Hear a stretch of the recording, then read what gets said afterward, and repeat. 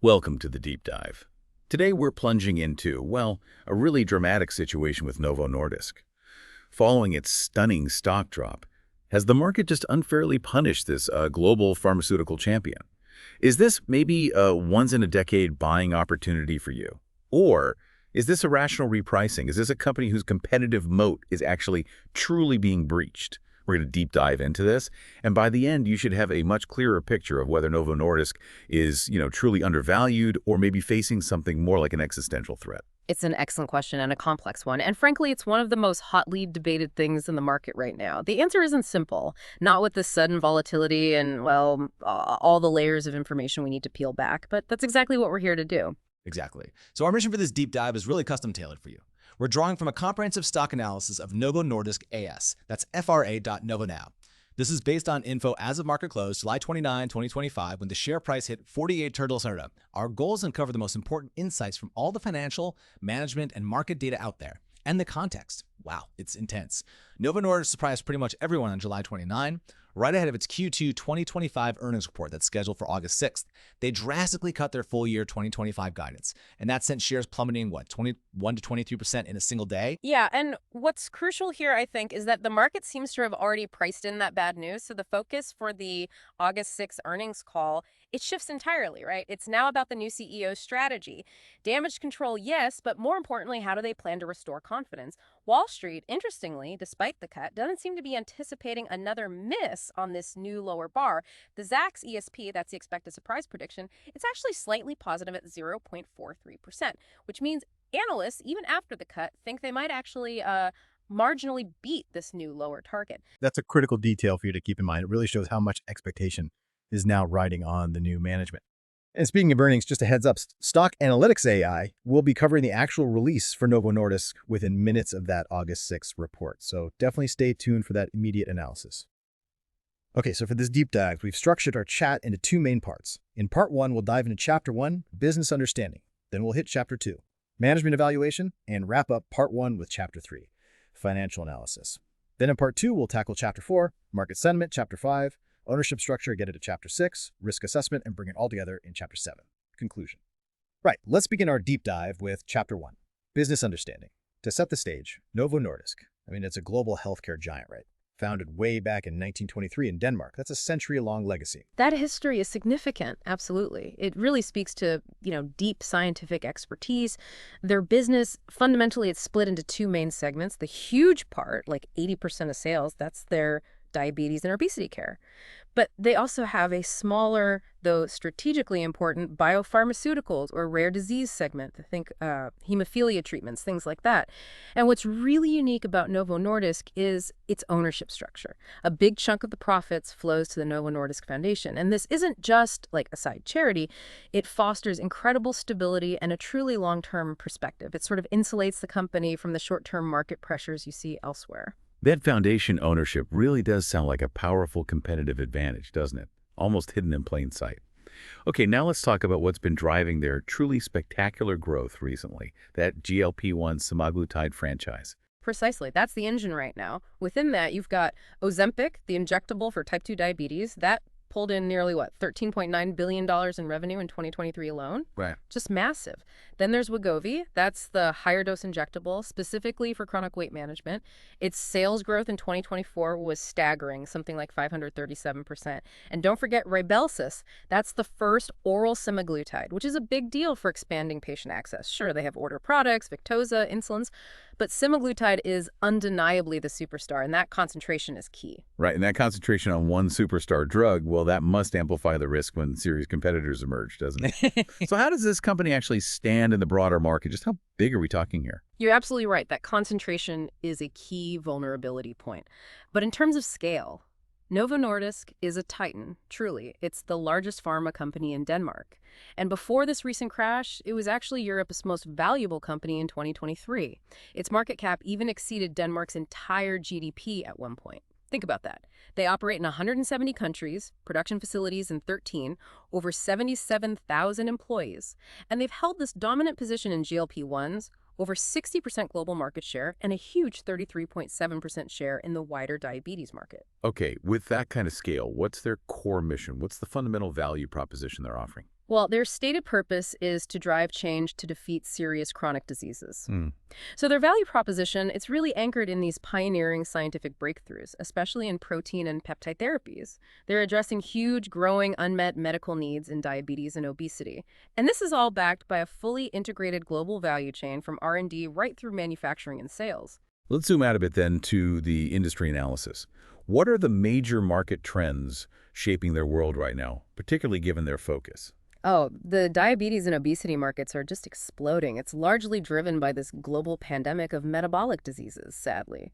The GLP-1 market alone, projections are saying $105 billion by 2029.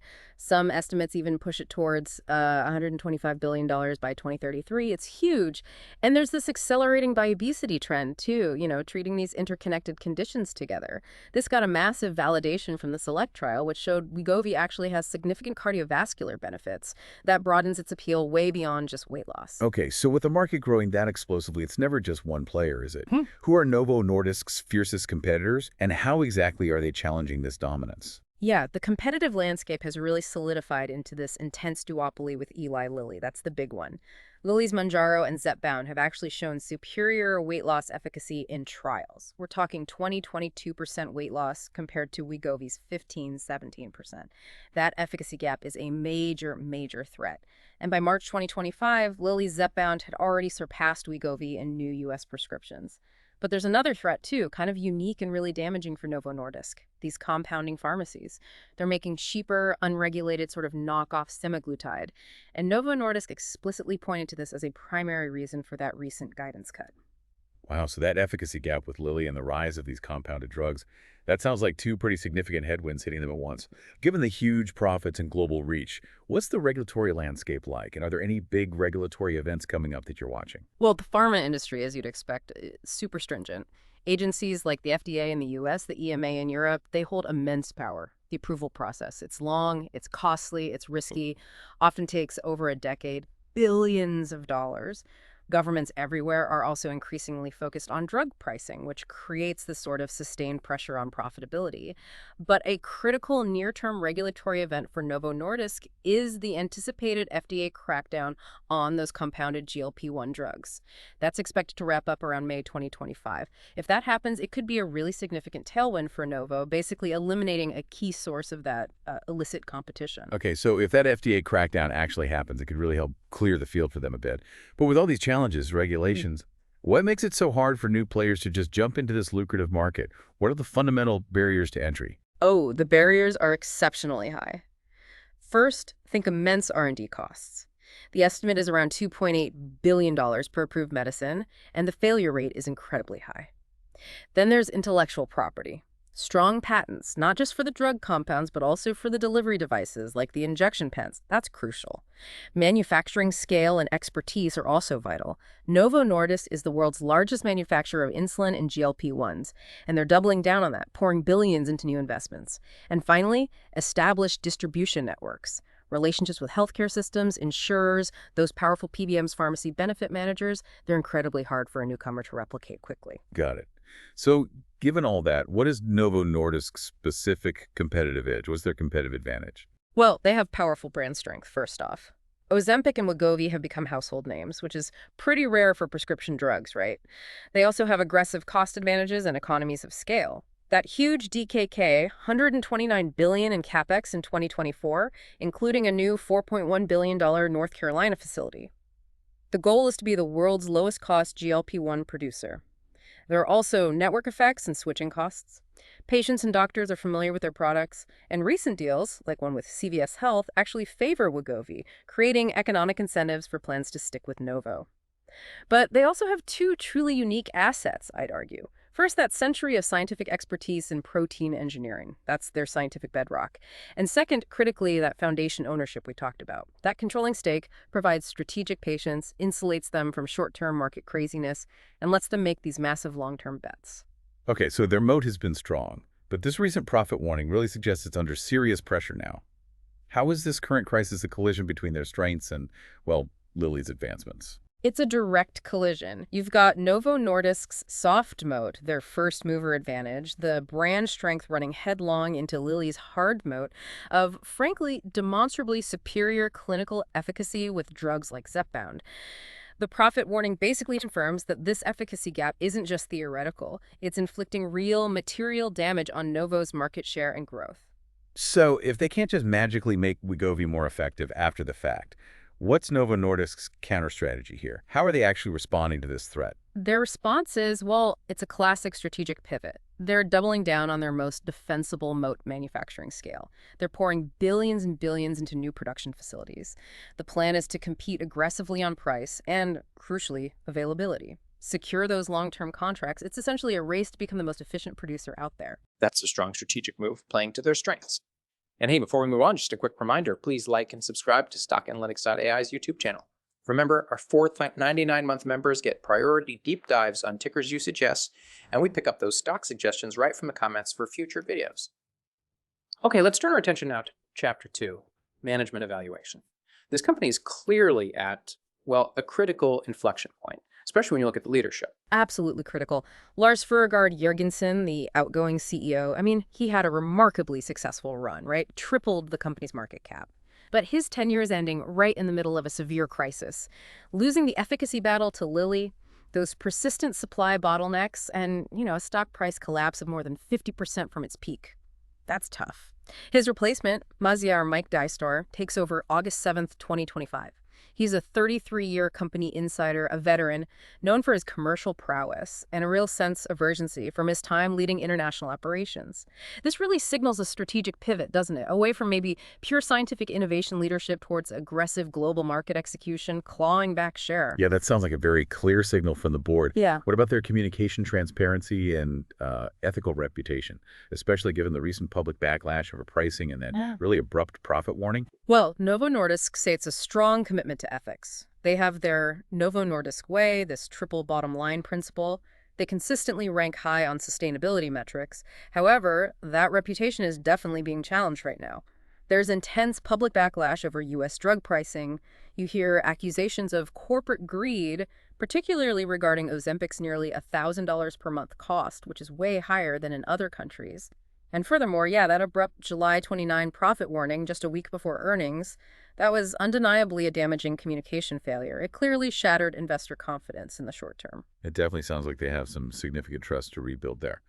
Okay, let's talk about capital allocation. How is Novo Nordisk actually using its massive cash flows, especially now with these competitive pressures? Yeah, their capital allocation strategy is overwhelmingly focused on one thing right now: massive organic investment in production capacity. We mentioned the DKK 129 billion capex in 2024. That includes a huge $16.5 billion acquisition of Catalent manufacturing sites and that new $4.1 billion facility in North Carolina. Just enormous spending. Their M&A strategy is described as bolt-on, focused on their core areas: diabetes, obesity adjacencies like cardiovascular, maybe some exploratory rare diseases. They've explicitly said they're avoiding oncology. They also have a share buyback program, DKK 20 billion, announced back in January 2024. And a dividend policy that's been, pretty unstable. Significant fluctuations year to year, even though the payout ratio itself remains healthy, around 34.7%. An unstable dividend alongside absolutely massive capital spending for growth. How does that balance out for investors, that tension between aggressive investment and the immediate cash flow strain? And what about their return on invested capital? It's definitely a trade-off, isn't it? The dividend instability really highlights that tension between funding these enormous, potentially game-changing investments and providing consistent returns to shareholders right now. However, what's truly remarkable and shouldn't be overlooked is their return on invested capital, ROIC. It ranges between 47.91% and 54.23%. That is absolutely world-class level, even with this recent surge in capital investment. And that really underpins the long-term bull case for the company. It suggests that even with all this spending, they are still generating really excellent returns on the capital they deploy. That ROIC is indeed world-class. But given the stock collapse and these liquidity concerns we're about to discuss, how much comfort can investors really take from that right now? Let's move on to Chapter 3, Financial Analysis. Let's start with a review of the key metrics after all this dramatic news. Right. So following that July 29th collapse, Novo Nordisk's market cap plummeted. It's now around $240.62 billion USD, down from a peak that was north of $600 billion. Quite a fall. They've had explosive revenue growth, sure, from $25.1 billion in 2022 up to $42.1 billion in 2024. But the new 2025 guidance, that 8-14% growth range, confirms a significant moderation is happening. Growth is slowing. Profitability, however, as you said, remains world-class. Gross margin around 84.65%, operating margin consistently between 44-48%, and a net profit margin of about 34.5%. Very strong. Okay, so growth is definitely slowing down for those hypergrowth levels, but profitability remains incredibly high. What about their free cash flow and overall financial stability? How healthy is the balance sheet looking with all these massive investments? Well, free cash flow generation has been strong, but it's definitely strained now by that massive capex. It actually declined in 2024, down to $10.70 billion, precisely because those investments ramped up so much. On the plus side, they've shown consistent earnings growth for over a decade. That's a significant strength, shows underlying resilience. However, their debt-to-equity ratio has increased quite a bit, up to 0.700.86 now, from just 0.23 back in 2023.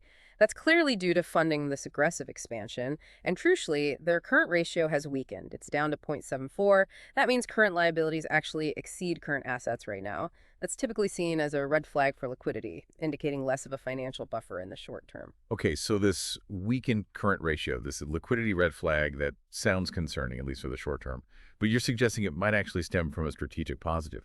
Can you unpack that trade-off a bit more? How does that impact how you as investors should view the company's immediate health versus its long-term potential? It's a paradox, yeah, and a really critical one for understanding Novo Nordisk right now. Normally, a current ratio below 1.0 would raise serious flags about a company's ability to cover its short-term bills, right? But in Novo Nordisk's case, it seems to directly stem from these massive, deliberate, long-term strategic investments into manufacturing capacity. They're essentially choosing to sacrifice some short-term cash liquidity, that buffer, to build what they believe is a critical, long-lasting competitive advantage in manufacturing cost and scale. So for a long-term investor, it means accepting this temporary dip in the financial buffer, understanding that management believes it's a crucial investment in strengthening their core economic moat for the future. Okay, that makes the picture much clearer. It's a strategic choice with near-term consequences. So with all that in mind, what does the valuation analysis tell us about the stock's current price? Is this stock actually cheap now? This is where it gets really, really interesting, I think. The market crisis has caused this dramatic compression in Novo Nordisk's valuation multiples.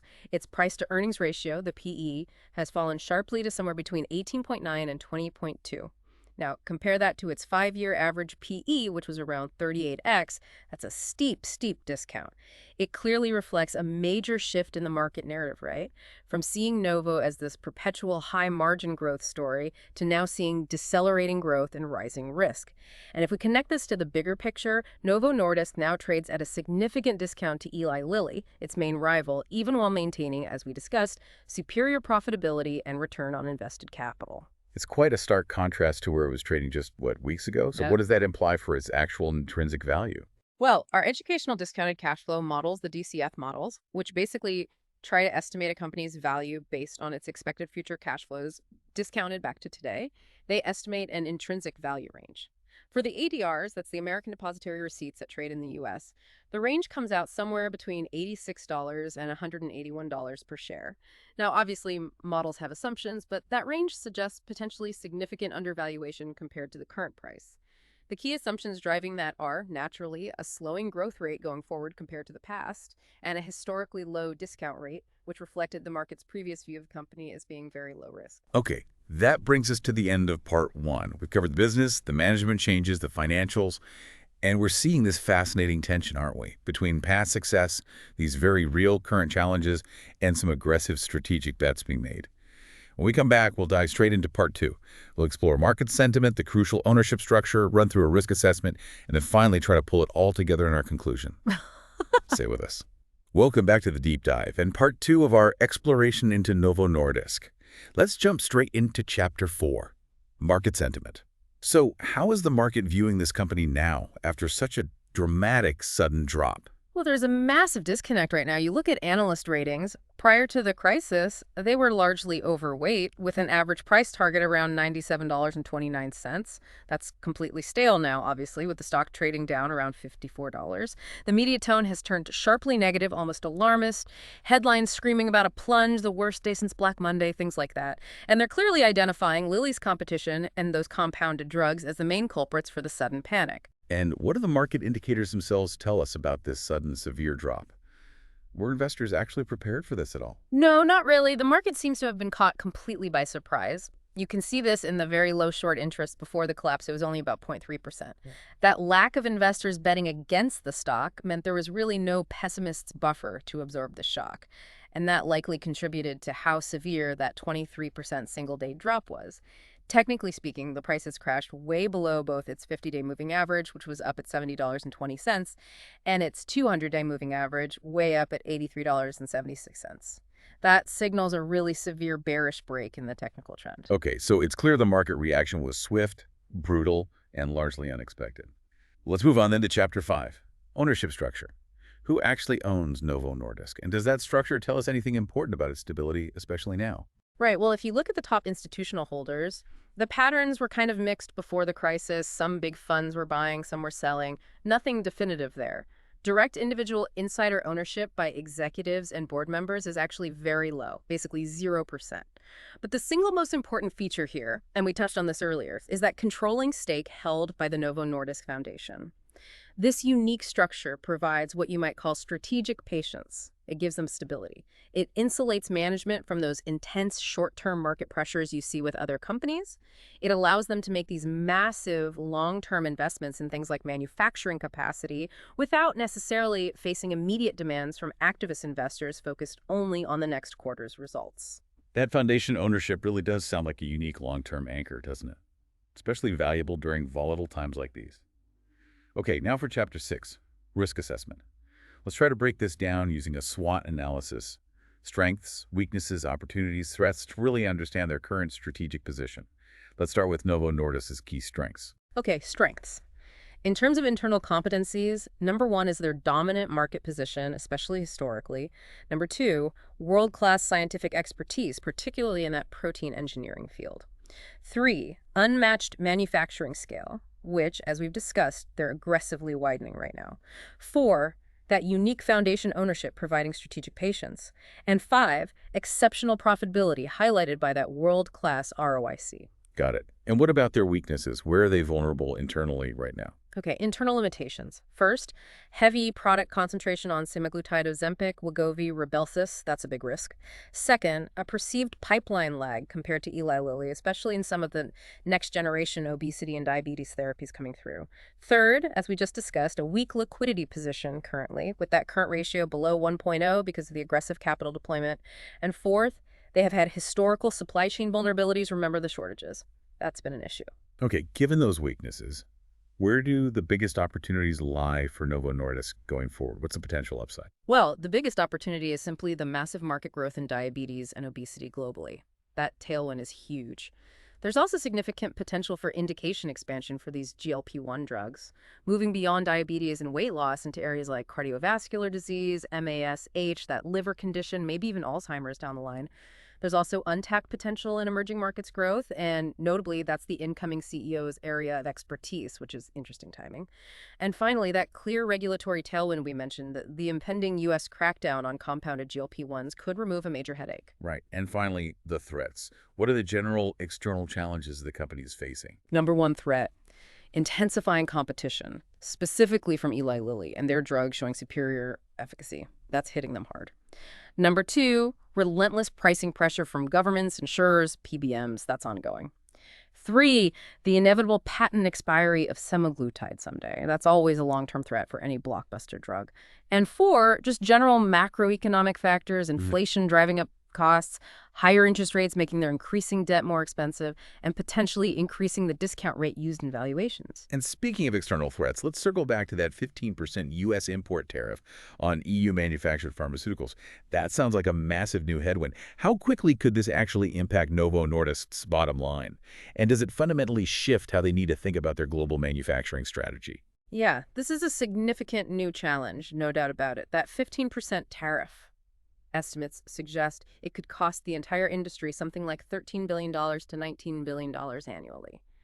For Novo Nordisk specifically, as a major exporter of drugs from its European facilities into the huge U.S. market, this directly increases their cost of goods sold. It hits their margins. They'll face a tough choice: either absorb that cost and see margins erode, or try to pass it on to consumers, which is really difficult given the existing pricing pressures. And crucially, it creates a clear competitive disadvantage against U.S. domiciled Eli Lilly, which has a larger domestic manufacturing footprint and is certainly less exposed to this particular tariff. So yes, absolutely, this could definitely accelerate any existing plans they might have had to shift more manufacturing capacity to the U.S. in the long run. It adds a major strategic incentive. That's a huge factor to it. All right, let's try to bring it all together now for Chapter 7. Conclusion. Synthesizing everything we've discussed. What's the bull case for Novo Nordisk? Why should someone be optimistic despite all the recent bad news and these very real challenges? Okay, the bull case. I think it's still compelling, even now. First, the valuation looks attractive. It's trading at a significant discount to historical levels, and our DCF models, for what they're worth, suggest substantial potential undervaluation. Second, they still have a wide and, importantly, deepening economic moat, particularly in manufacturing scale and scientific expertise, backed by aggressive investment.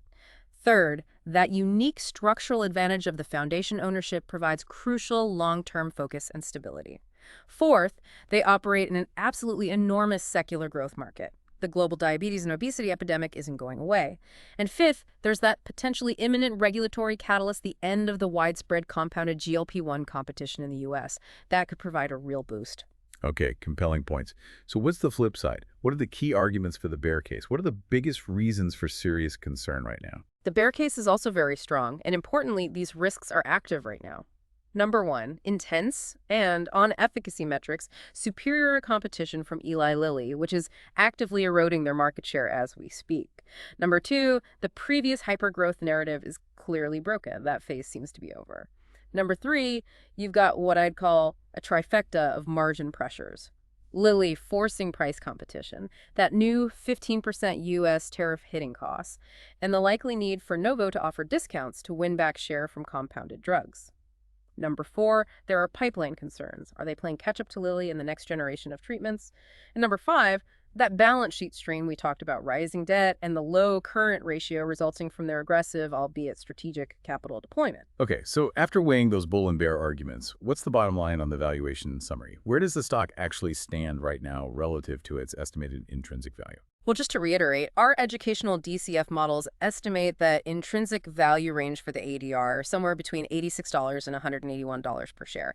And what really stands out to you, the listener, is that the current trading price is way down around $54.81. That's significantly below even the lower bound of that estimated range. That's certainly a significant potential disconnect. So pulling it all together, what does this all mean? What's the concluding outlook for Novo Nordisk right now? Look, the market has definitely priced Novo Nordisk for a severe scenario. You could argue it's priced for something close to a worst-case scenario right now. An investment today is essentially a bet. It's a bet that the company's truly formidable long-term strengths, that manufacturing moat being built, the strategic patience from the foundation, the sheer scale of their end markets, that these strengths will ultimately overcome the very real, very active, near-term threats from a powerful competitor like Lilly and these new punitive tariffs. The margin of safety appears considerable on paper based on valuation, but the path forward is likely going to be volatile. The risks are active. And the new CEO's turnaround strategy, starting with that August 6th earnings call, will be absolutely paramount. Okay, so as we wrap up, thinking about Novo Nordisk's battle here against superior competitor products, against new geopolitical tariffs, what fundamental shifts do you think this whole situation signals for the wider global pharmaceutical industry, particularly in how things like drug innovation, pricing strategies, and market access might evolve in the years to come? Just something for you to maybe mull over after listening. And that brings us to the end of this deep dive. Thank you so much for joining us. Please do like and subscribe to Stock Analytics AI. Remember, our 4.99-month members get priority deep dives on tickers you suggest. And over the next few months, we're covering all of the S&P 500 stocks with exclusive priority access for members.